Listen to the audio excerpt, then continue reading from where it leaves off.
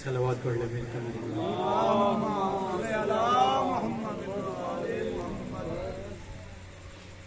اعوذ باللہ من الشیطان الرجیم بسم اللہ الرحمن الرحیم الحمدللہ الذی ہدانا لہذا وما كنا لنہتدی لولا ان ہدانا اللہ لقد جاءت رسل ربنا بالحق والصلاة والسلام والتحیۃ والاکرام علی سید اسلم ما فی الوجود سر اللہ فی کل موجود نقطۃ دائرۃ الوجود صاحب لواء الحمد والمقام المحمود مولانا و مولا الثقلین جد الحسن والحسین ابی القاسم محمد وعلی اہل بیتہ الطیبین الطاہرین المعصومین المظلومین ولعنت اللہ علی اعدائہم اجمعین من یومنا ھذا الی قیام یوم الدین اما بعد فقد قال اللہ حقہ سبحانہ وتعالی فی کتابہ المحکم و کتابہ المتقن و قولہ الحق بسم اللہ الرحمن الرحیم ولا تقولوا لمن يقتل في سبيل الله اموات بل احیاء ولکن لا تشعرون صلوات پڑھ لیں مل کے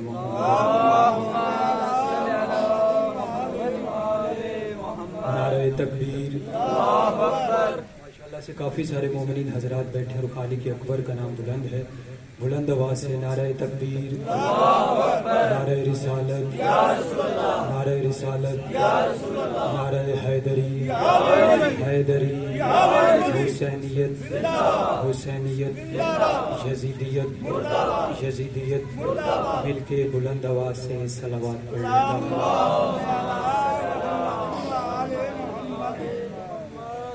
سب سے پہلے دعا گو ہوں کہ خالق کی پنجتن میرا اور آپ کا اس فرش عذاب پہ آیا مالک اپنی بارگاہ میں قبول و منظور فرمائے صابر بھائی شاکر بھائی ان کا یہ فرش عذاب چھایا مالک اپنی بارگاہ میں قبول و منظور فرمائے مالک ان کی توفیقات خیر میں اضافہ فرمائے اور خصوصاً بالخصوص جس سلسلے میں یہ مجلس اعزا کا اہتمام کیا گیا ہے صابر بھائی کے والد محترم ان کے تایا جان ان کے دادا جان یقیناً ان کے درجات بلند ہیں مالک اور مزید ان کے درجات کو بلند عطا ان کو قبر میں محمد و آل محمد کی شفاعت نصیب فرمائے جتنے مومنین یہاں پہ بیٹھے دلوں میں دعائیں لے کر بیٹھے ہیں مالک تمام کی دعاؤں کو مستجاب فرما جو بیمار ہیں بیمار کربلا کے صدقے مولا کلی طور پہ شفا عطا فرما جو بے گناہ قید ہیں امام موسیٰ کاظم کی قید کے صدقے مولا انہیں رہائی عطا فرما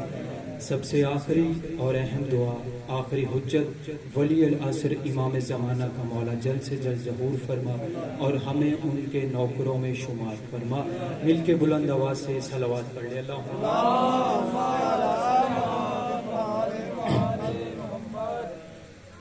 آنسو سا کوئی در کوئی مونگا نہیں ہوتا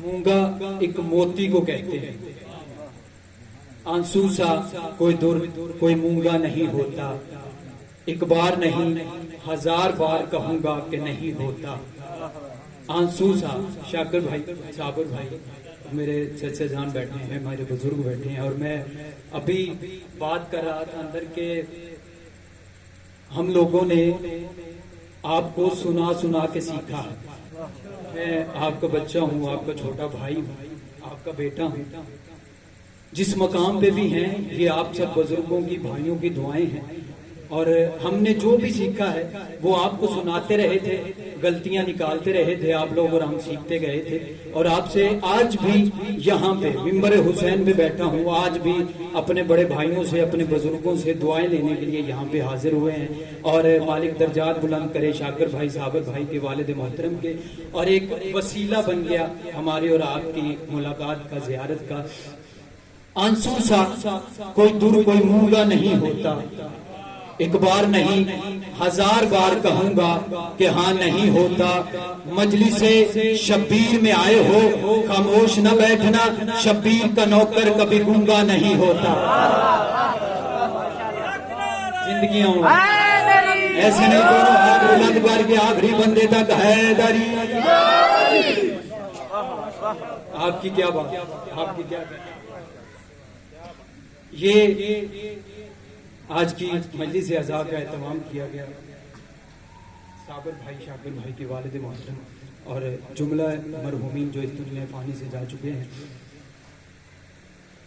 کوئی بھی انسان جب اس دنیا سے جاتا ہے، جو بھی ذی روح ہے اس نے موت کا ذائقہ چکھنا ہے۔ بڑا صابر بھائی خشک سا موضوع ہے اور میں نے کوشش کرنی ہے کہ اس کو تر کر کے سناؤں، بس توجہ آپ لوگوں کی چاہیے۔ ہر نفس نے، جو بھی نفس رکھتا ہے اس نے موت کا ذائقہ چکھنا ہے۔ کوئی بچہ ہے، اس کو یہ پتہ نہیں ہے کہ اس نے جوان ہونا ہے کہ نہیں ہونا۔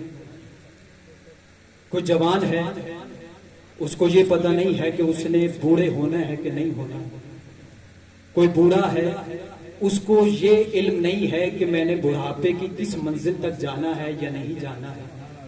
جو بھی ہے، جس کے اندر روح ہے، جس کے اندر نفس ہے، اس نے موت کا ذائقہ چکھنا ہے۔ کل نفس ذائقۃ الموت، ہر نفس نے موت کا ذائقہ چکھنا ہے۔ اچھا، یہ جس نے چکھنا ہے، آج تک کوئی ایسا با نفس انسان جس نے موت کا ذائقہ چکھا ہو پھر وہ بتا نہیں سکا کہ موت کا ذائقہ کیسا تھا۔ میں کچھ کہنا چاہ رہا ہوں، آخری بندے تک توجہ جائے۔ سقراط سے کسی نے پوچھا تھا کہ موت کا ذائقہ کیسا ہے، اس نے کہا تھا کہ یہ وہ ذائقہ ہے جس کو چکھنے کے لیے انسان کو مرنا پڑتا ہے۔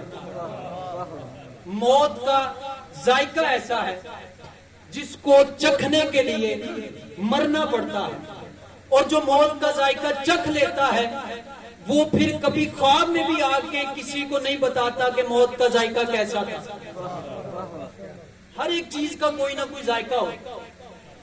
ہمارے گھر میں ہماری مائیں بہنیں کچن میں کوئی کھانا تیار کرتی، کوئی کھانا بناتی، تو جس نے کھانا بنایا ہوگا اس کو پتا ہوگا کہ اس کا ذائقہ کیسا ہے۔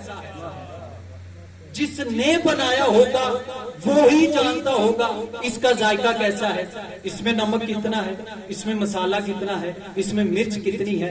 کل نفس ذائقۃ الموت، تو موت کا بھی ایک ذائقہ ہے، لیکن یہ ایک ایسا ذائقہ ہے کہ جو چکھ لیتا ہے وہ مر جاتا ہے، اور جو چکھ لیتا ہے وہ بتانے کے لیے زندہ نہیں رہتا، وہ بتا نہیں سکتا کہ اس موت کا ذائقہ کیسا ہے۔ تو میں کہتا ہوں سلام کیا کرو کربلا والوں کو جنہوں نے موت کا ذائقہ بھی بتا دیا ہے کہ موت کا ذائقہ کیسا ہے۔ جب بس محرم کو امام حسین نے شہزادہ قاسم سے پوچھا تھا، قاسم بیٹا بتا موت کا ذائقہ کیسا ہے، قاسم نے مسکرا کے کہا تھا چچا شہد سے بھی زیادہ میٹھا ہے۔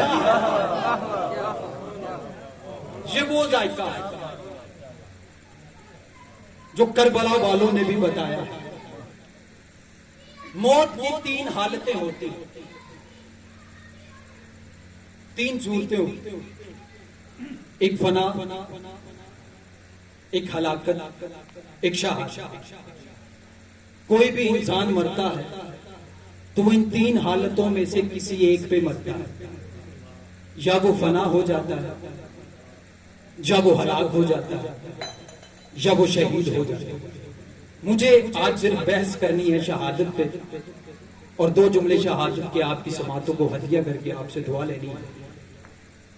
تین حالتیں ہیں، فنا، ہلاکت، شہادت۔ پوری دنیا میں کوئی بندہ بھی، سیرت شاہ جی، اس دنیا سے مر جاتا ہے، چلا جاتا ہے، وہ تین میں سے ایک حالت پہ مرتا ہے۔ اگر کوئی چوتھی حالت کسی کے ذہن میں ہے تو وہ مجھے بتا سکتا ہے۔ فنا ہوتا ہے، یا ہلاک ہو جاتا ہے، یا شہید ہو جاتا ہے۔ شہید کون؟ وَلَا تَقُولُوا لِمَنْ يُقْتَلُ فِي سَبِيلِ اللَّهِ أَمْوَاتٌ بَلْ أَحْيَاءٌ وَلَكِنْ لَا تَشْعُرُونَ۔ اللہ فرما رہا ہے جو اللہ کی راہ میں قتل ہو جائے یا قتل کر دیا جائے، خبردار اسے مردہ نہ کہو بلکہ وہ زندہ ہے۔ تمہارے زندہ رہنے پہ شک ہو سکتا ہے، اس کے مر کے زندہ رہنے پہ شک نہیں ہو سکتا۔ کون ہے شہید؟ جو اللہ کی راہ میں قتل ہو جائے یا قتل کر دیا جائے، اللہ فرما رہا ہے اسے مردہ نہ کہو بلکہ وہ زندہ ہے، لیکن تمہیں ان کی زندگی کا شعور ہی نہیں۔ تم زندہ ہو، تمہارے زندہ رہنے پہ شک ہے، وہ مر گیا ہے، وہ مر کے زندہ ہے، اس پہ کوئی شک نہیں۔ اچھا، شہادت کے لیے دو چیزوں کا ہونا ضروری ہے، یا تو میدان جنگ میں جائے، میدان جنگ میں جا کے جہاد کرتا رہے اور لڑ لڑ کے مر جائے، پھر وہ شہید ہے۔ اور دوسری حالت، یا وقت کا امام اسے جنگ کرنے کی اجازت دے اور اپنے امام کے حکم پہ وہ جنگ کرتا کرتا مر جائے، پھر وہ شہید ہے۔ اور جو شہید ہے وہ زندہ ہوتا ہے، جو مر کے بھی زندہ رہتا ہے، جو مر کے بھی نہ مرے وہ شہید ہے۔ شہادت، میری بات کی سب لوگوں کو سمجھ آ رہی ہے؟ بس تھوڑا سا میرے ساتھ بولتے ہیں، مجھے پتہ چل جائے۔ وہ شاکر بھائی بھی کہتے ہیں کہ مولوی ذاکر دا جڑا پٹرول ہوتا ہے نا، وہ سامنے ان کی داغ تے جنہ پٹرول دے گے اتنا چلتے رہے گا۔ مل کے صلوات پڑھ لیں، مل کے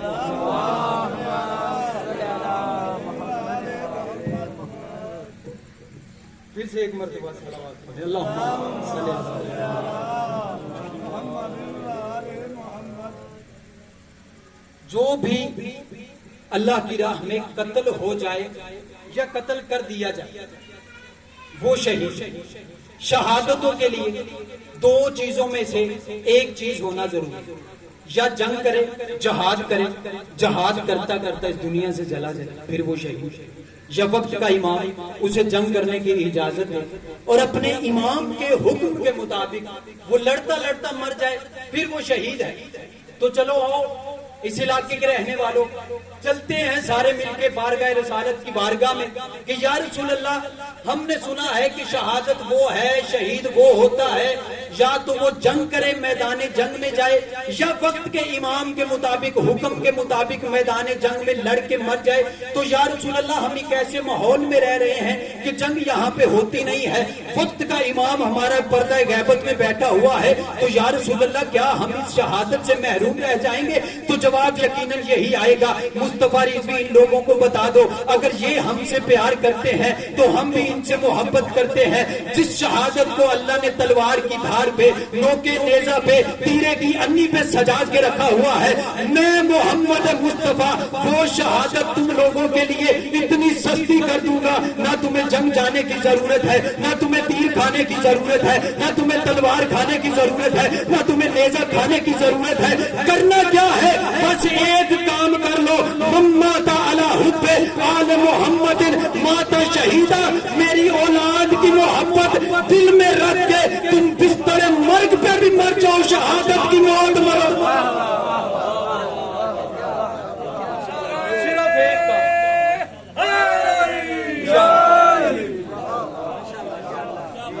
آپ کی کیا بات ہے؟ اللہ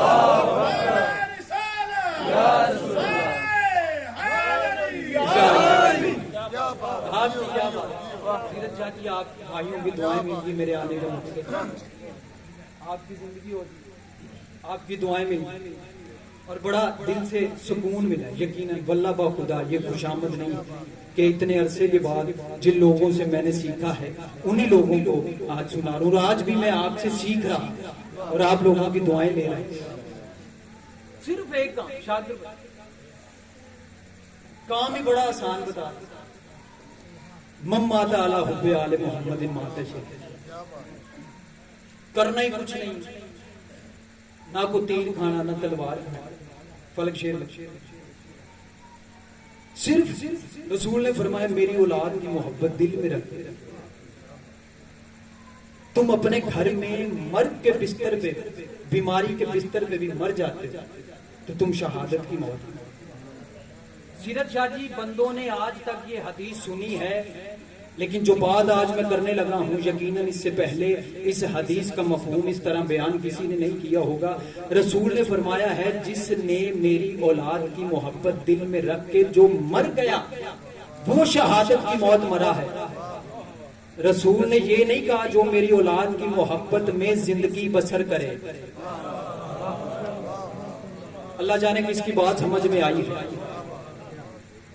بزرگوں سرکار نے فرمایا ہے جو میری اولاد کی محبت دل میں رکھ کے مرتا ہے وہ شہادت کی موت مرتا ہے. سرکار نے اپنی 63 سالہ زندگی میں ایک جملہ بھی یہ نہیں کہا کہ جو میری اولاد کی محبت میں زندگی بسر کرے اور مرنے کے وقت پھر جائے وہ بھی شہید ہے. سرکار نے فرمایا جو میری اولاد کی محبت دل میں رکھ کے بسم اللہ شہادت کی موت اس کو نصیب ہے جو محمد والے محمد کی محبت دل میں رکھ کے مرتا ہے. ورنہ دنیا میں بڑے ایسے انسان ہیں جو آل محمد کی محبت دل میں رکھ کے زندگی تو گزارتے ہیں اور آخر میں آ کے پھر جاتے ہیں, پھر تو وہ بھی شہید ہوئے. سرکار نے فرمایا ہے جو میری اولاد کی محبت دل میں رکھ کے مرے. میں نے بڑا سوچا کہ رسول نے یہ کیوں کہا کہ جو میری اولاد کی محبت دل میں رکھ کے مرے. سیرت شاہ کی جملہ سننا, یہ کیوں نہیں کہا کہ جو میری اولاد کی محبت دل میں رکھ کے زندگی گزارے, زندگی بسر کرے. پھر مجھے پتا چلا کہ آل محمد اتنے کریم ہیں کہ وہ آخری سانس تک بھی مہلت دیتے ہیں.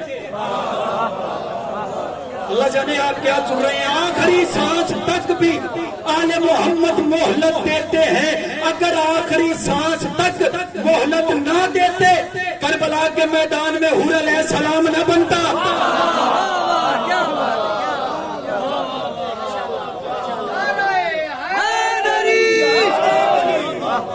آخری سانس تک کربلا والوں نے مہلت دی ہے. اگر مہلت نہ ہوتی حر کبھی علیہ السلام نہ بنتا. 10 محرم کو حر حسین کے قدموں میں آ کے اس نے دنیا والوں کو بتا دیا کہ جو آخری سانس میں بھی علیہ السلام بناتا ہے اس بادشاہ کو حسین کہتے ہیں.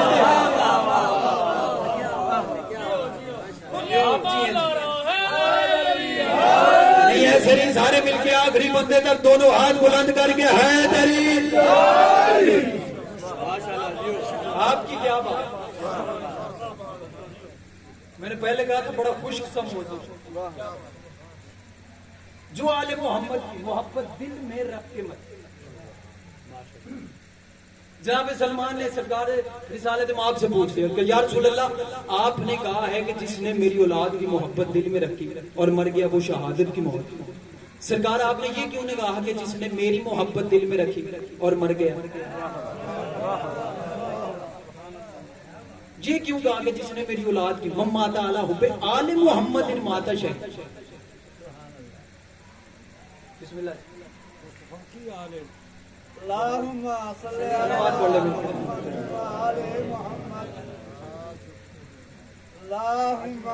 صلوات پڑھیں گے محمد.